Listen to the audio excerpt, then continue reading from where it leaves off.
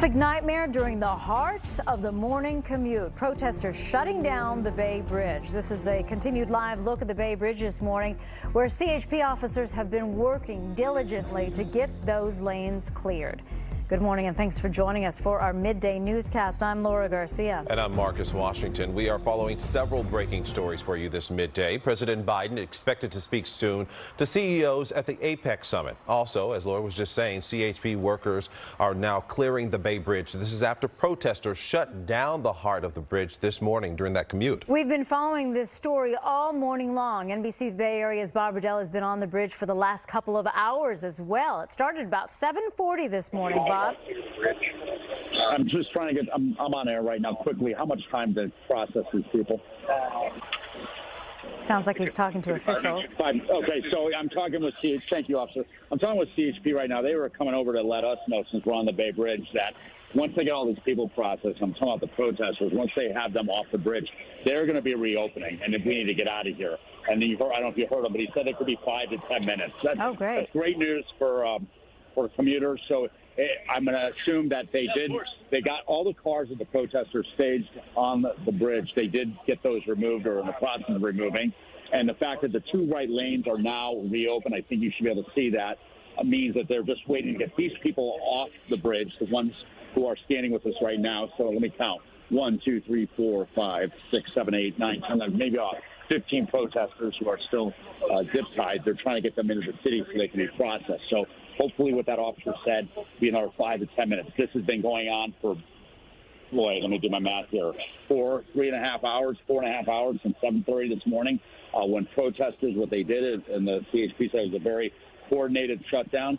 They drove up from the Bay Bridge Toll Plaza on the westbound direction of the Bay Bridge, and when they got to the main spire, the main tower of the bridge, a number of those vehicles, the protesters, they slowed down and they stopped traffic.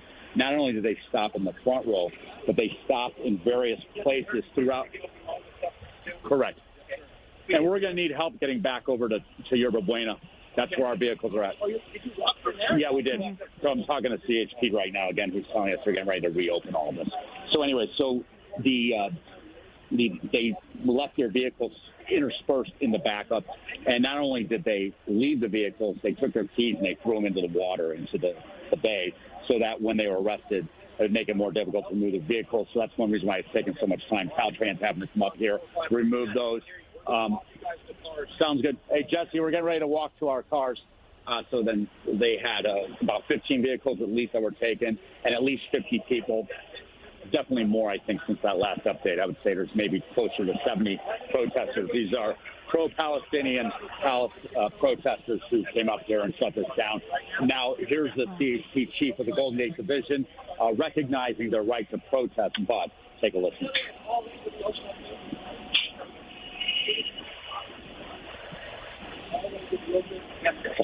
Okay, I don't think we have that sound right now, but it is pretty fascinating to listen to Bob Redell as we see these live look at the lanes being reopened. And Bob, yourself, when this protest started and blocked everything off, you had trouble getting there. You actually had to walk to the location where you are, so you've got to walk back, right?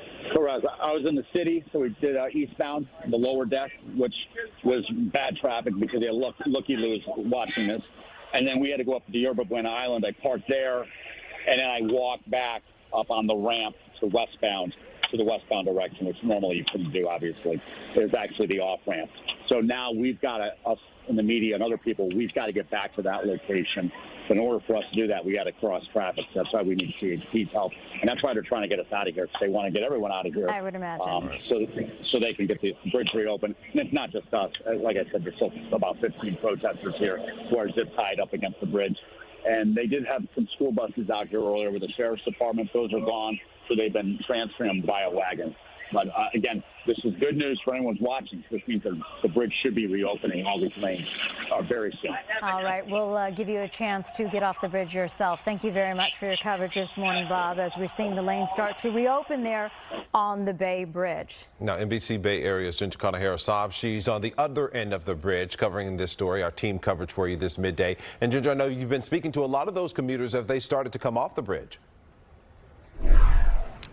Yes, they have, Marcus. Actually, I was just going to say it's starting to feel like more cars are starting to pass through. It's definitely not a lot. We are at the 9th Street exit, which is actually on 8th and Harrison in the city. This is the first San Francisco exit that is open because of the APEC road closures. The first couple of exits off of the Bay Bridge are closed, and so now this is the first exit for people to get off and get into the city. We have been able to speak with people who were backed up and stuck in traffic for more than 3 hours this morning because of the protests. We spoke with a motorcyclist who came all the way up from Livermore. He ended up getting a flat tire. He was almost out of gas by the time that he got to this exit. We also spoke to a woman who had, a very impactful, I guess, experience is one way to put it.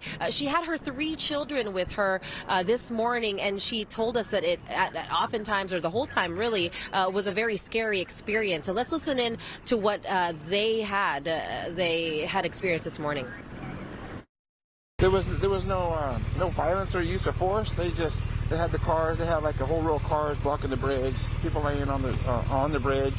But how does that make you feel about the cause they're protesting for when they disrupt daily life like that? Well, they have the right, which I'm all for, but I think that's the wrong way to go about it. It's not us fault. But Yeah. my kids is crying and scared. It's really bad. It's really bad. But I understand the war is really bad for everybody. But oh my God, I'm scared. I mean, I think, and both people really talked about how they, respect people's right to protest, to have their voices and their opinions heard. But especially for that woman this morning was quite difficult. When we spoke to her, you could hear the shiver in her voice, just kind of getting off of coming down from those emotions, being on that bridge with her 3 children. She said that she was very confused. She didn't know what the protest was about. She thought that there could possibly, be a shooting or something to that extent on the bridge. And so she told her daughter, who was in the front seat, to go to the back and hide in the back. Not necessarily hide, but maybe, duck. And she was at the same time trying to protect her children while trying to figure out what was going on. So a frightening experience for her and others, of course, whose day has been derailed. Their mornings have been derailed. We also spoke with a man who seems to have gotten away from the police. I know Bob was talking about how some protesters were caught earlier. They were trying to get away in the back of a car. We actually spoke with one guy who seemed to be able to drive away there. He, was still very vocal about the reason for this protest, and at the same time didn't seem to mind that they had made such an impact on some people this morning. Marcus and Laura. Such a busy morning out there. That it is, and we're finally seeing some movement with those vehicles behind Ginger as they exit the bridge there. Ginger, thank you for that. And we've been on air since all this started at about 7:40 this morning. That includes our own Mike Inouye, who's really been watching as things finally are progressing. Yeah, we see movement. We were happy to see movement out on the Bay Bridge. Hadn't seen any movement for over 3 hours. Packed solid. I see more flashing lights. Crews are starting to clear the scene, but not fully cleared, because we do see all this activity still. So we have 2 lanes of that westbound Bay Bridge open getting into San Francisco around that tower. Don't head to the Bay Bridge yet. Wait for this report in full. We're looking at a slower drive across the span. But over on the Oakland side, we still have traffic held off at the toll plaza and before the toll plaza. Look at that, trying to make their way up the incline. I don't believe they're going to reopen traffic or access to the Bay Bridge until a toll plaza until the bridge itself has fully cleared. Plans seem to be going well. They do seem to be allowing traffic to clear slowly and safely across a couple of lanes. Bob Redell clearing from the scene as he was there right by the tower, covering the whole thing with the arrests and the clearing of the vehicles, the examination of other vehicles, and more arrests that they found in the backup. But hopefully they can clear the rest of that activity, clearing the lanes westbound, but not yet reopened. Oh, you just saw CHP coming back toward the toll plaza.